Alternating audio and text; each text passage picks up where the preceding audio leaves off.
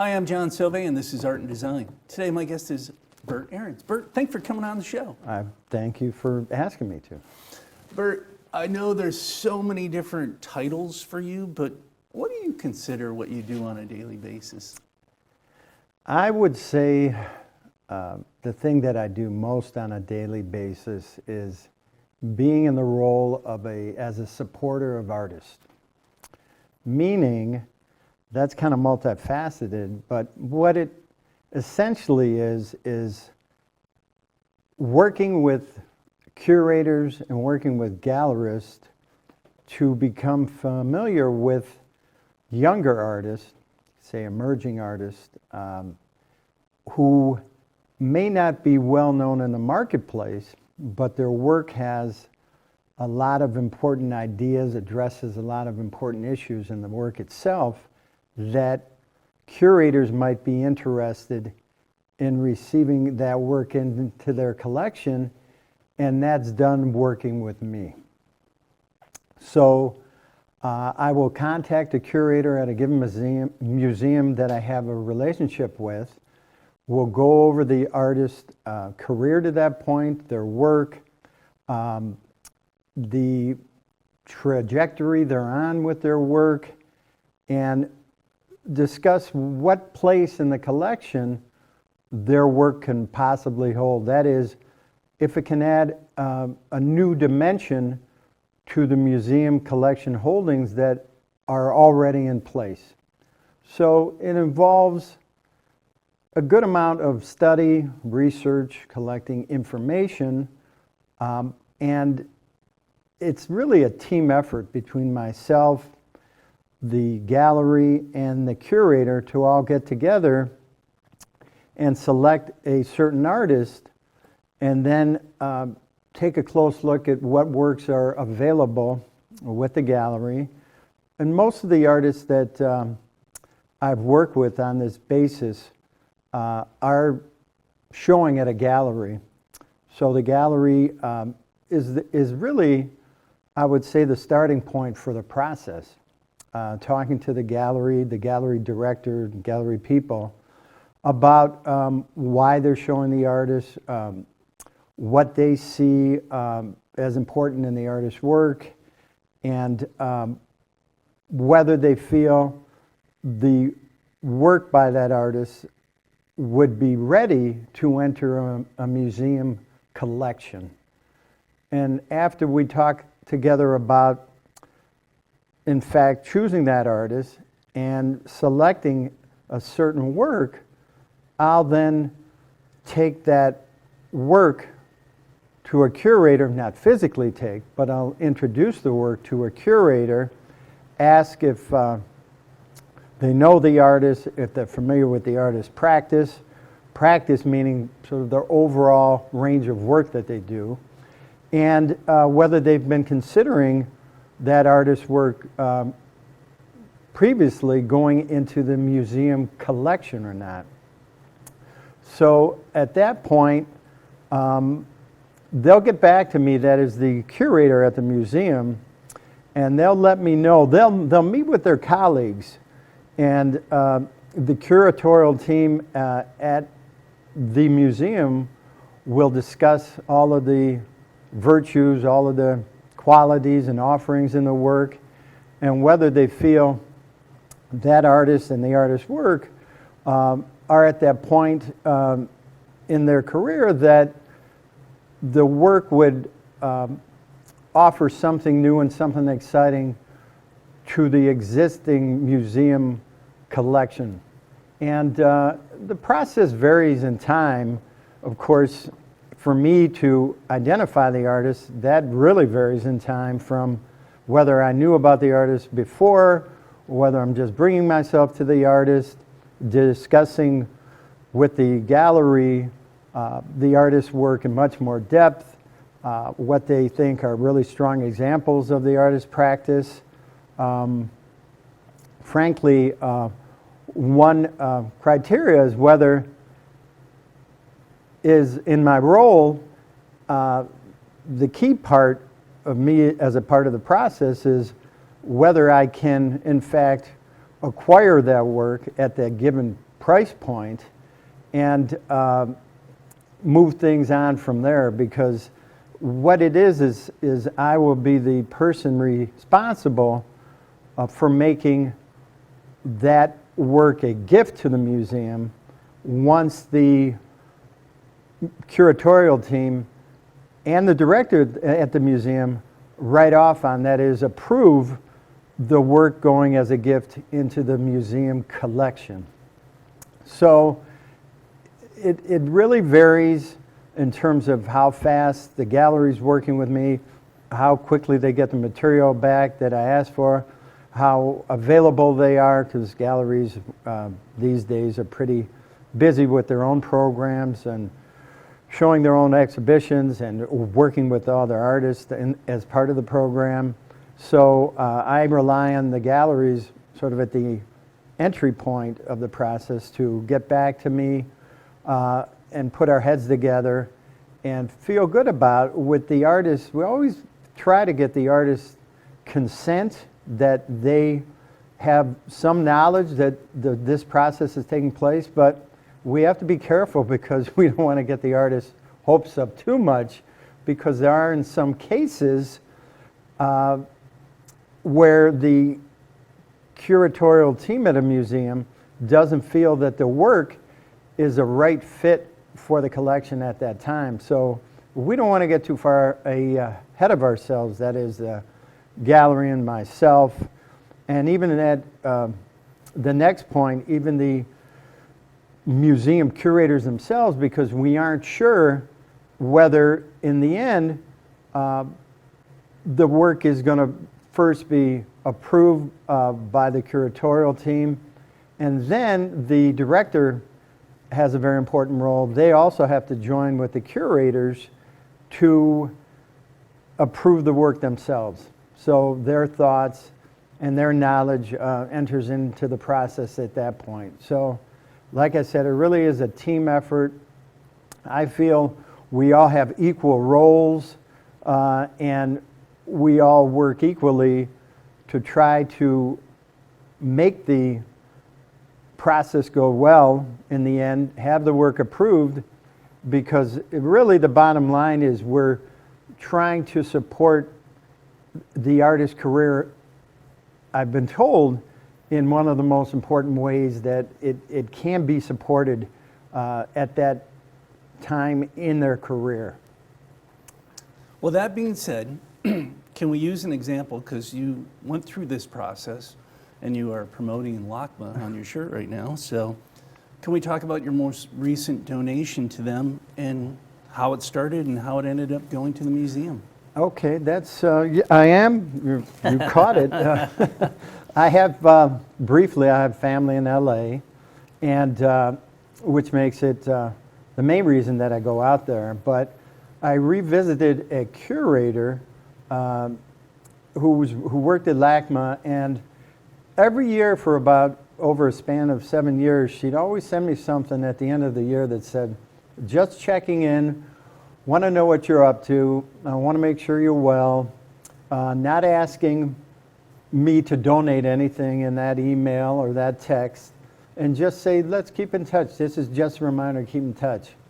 And probably in year 7, as it so happens, I was looking at artworks that I had held of my own in an art storage space that I have. You know that space well. And I realized that there were some artists' work who, frankly, I had shifted away from their practice or their work or career, because this has started for me about 25 years ago, starting to examine art and look at the ideas in the art and so forth. So it's a process that's constantly changing, constantly evolving, how a person like myself considers artwork, what their interests are, how their interests meet up with the artwork or not. And I determined that these works were pretty well, I dare say, qualified to enter museum collection, because the artist's career was still going strong. The work was still being shown with galleries. The artists were active in all sorts of projects, but the interesting thing is that earlier in my life, when I started to pursue and acquire artworks, I took a big turn and I actually went over to Europe.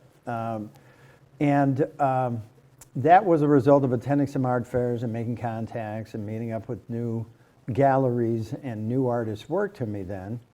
And as it so happens, the artists remained showing and exhibiting and working in Europe, but a good majority of them did not make the move to show their work with US-based galleries. So these works, this certain group of works were more, I would say, museum-based works than they were market-based works. By that I mean the works were not known in the marketplace and they weren't recognizable artist names, so they were, however, to curators. And the curators made that distinction with me, is that when I sent them images of these works from, I would say they were up to, perhaps 15 works, 15 years old, is they had known of the artist's career, they have known of the artist being influenced on the younger generation of artists, they have known about the artist's very consistent practice in making works, and they felt the small group of works as a whole would be quite possibly a good fit for the museum collection holdings. In other words, the artist's work weren't previously in the museum collection, but the curators felt strongly that the ideas and the issues being addressed and the even the physical aspect, I should say physical properties in the work. Let's say if it was a collage, the way that the collage was put together, maybe the use of the paper, the use of the space within the area the artist had to work with. They felt all of these works were unique enough, each in their own way, to bring to the curatorial team for a discussion around the works, to see whether the works would be decided upon as a good addition to the museum collection, or whether they felt perhaps because the artists weren't as known in the US with curators and with galleries, that on the other side perhaps they weren't quite the right fit to enter the museum collection alongside the existing works. But it worked out pretty well with LACMA, as it so happens, and a real nice relationship was built, and that was about 3 years ago when all that began. And I've been working with them. They've been very kind, and they've been very gracious with their time and with their thoughts and with the work they're doing with me in this partnership to bring these artworks into the museum collection. So it's been a very rewarding experience all around, really. What is the future holding for your projects, the Burt Ahrens projects? Well, right now, and I realized that I didn't discuss the specific artwork that was the most recent one that was proposed to LACMA, and that was an artist whose name is Darrell Ellis. And Darrell Ellis unfortunately passed away at a young age. He had a very innovative practice with working with photography and using technique and certain technologies before its time. So it was experimental photography. And Darrell really didn't have any fear about what would be accepted in what was known then as sort of the standard photography mode of making work. In the 80s, he used all sorts of new techniques. I'm not going to go into the techniques because I probably couldn't explain them clearly enough anyway, but he was at the forefront of that. And his work never got the exposure that it deserved because his life was unfortunately cut short. But with the estate, his family then taking up the, I should say, the cause for Daryl's work, it was apparent that after curators brought themselves to the work and they went over the holdings in the estate and looked at the photography and the works on paper as well, that there was something special, there was something important that needed to be shared with a greater audience. And it was determined that the best place to share those works in front of an audience would be in different museums. And I knew the gallery in New York who was representing or is representing the estate, and they did a great job of working with the estate in selecting works that were earmarked to go to museum collections. And a new relationship was formed. I hadn't worked with that gallery previously, but we worked together well. We looked at a lot of different works, both photographs and works on paper. And in the end, we selected a couple of them, and we found a great photo, a unique early vintage photo that really represented Daryl's photography practice at that time. And I contacted one of my main curators at LACMA, and they had heard, word had gotten out about Daryl Ellis's work. It's in a traveling exhibition now, going to some major museums out east. And this is the area for museums where they're looking for people who are willing to work with the curators to donate these works, because the budgets aren't earmarked specifically for works like this, which aren't 6 or 7 or whatever huge numbers, which I believe in a good amount of cases, that's where museum budgets are designated for those superstar, for those really best known artists' works in a big scale and a big strong example of their work. So there's a real gap in the budget from works that are underneath that group of very highly sought after works. And that's where individuals such as myself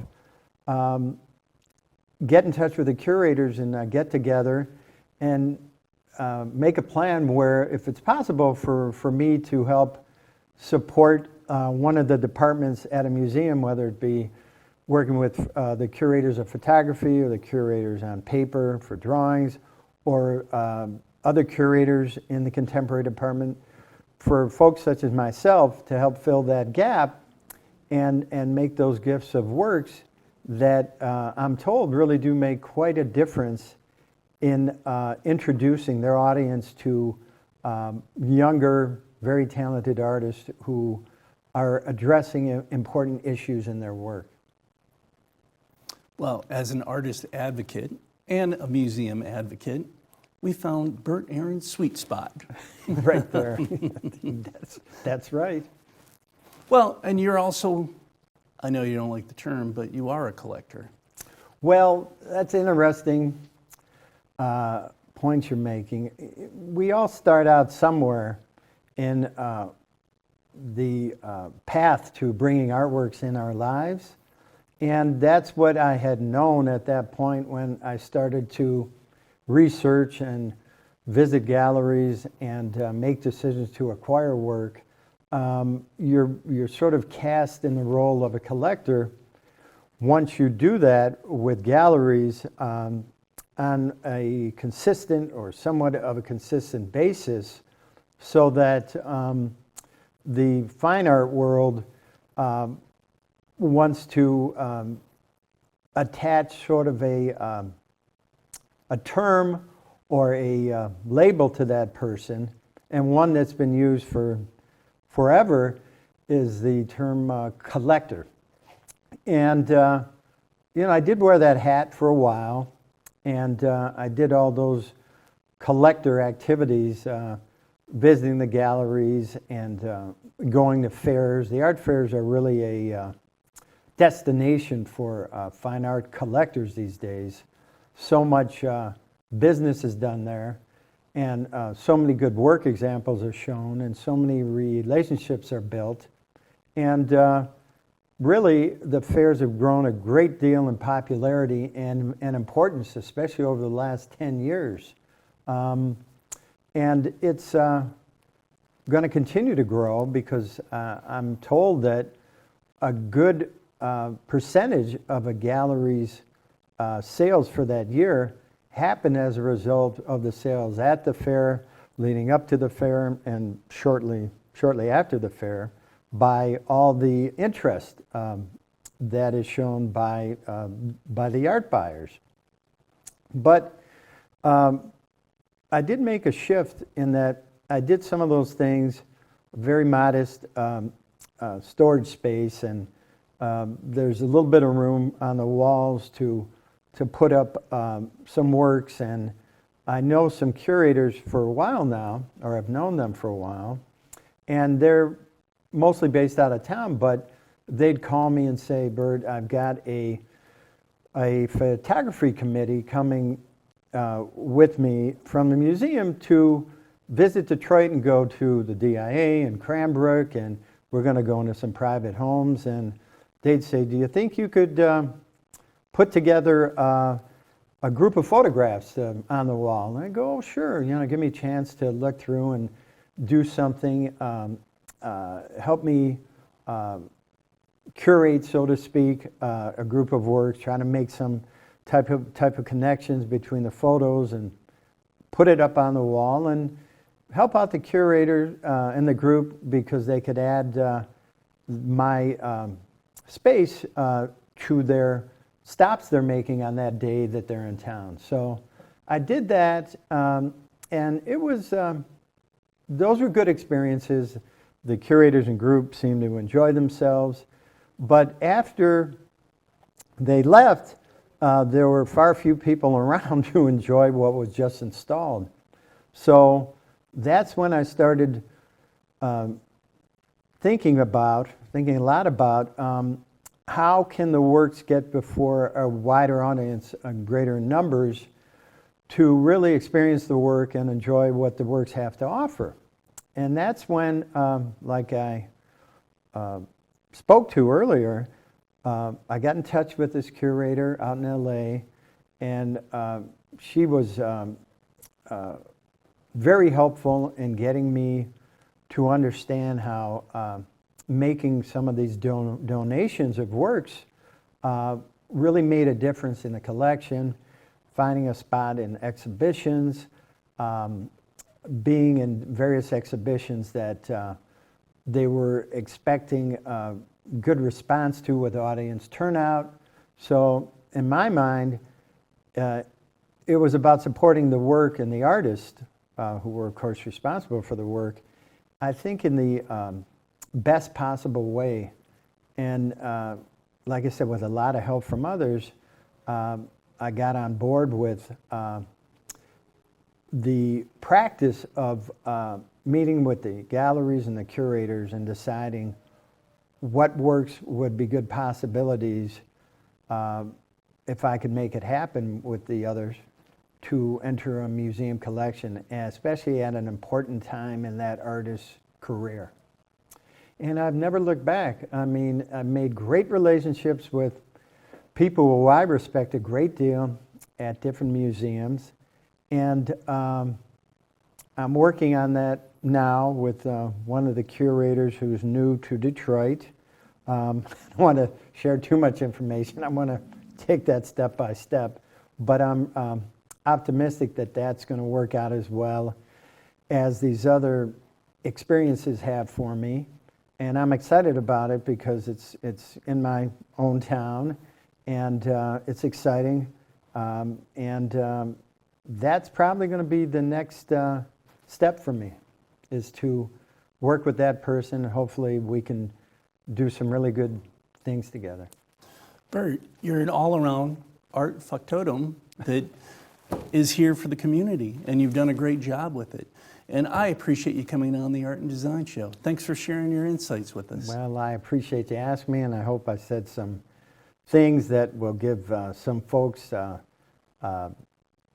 some pause to reflect on and think about, and maybe they can look at what they have and get involved and talk to someone about making a gift of a work that's in their home, hopefully. Community. Community is it. Thanks, Bert. Thank you.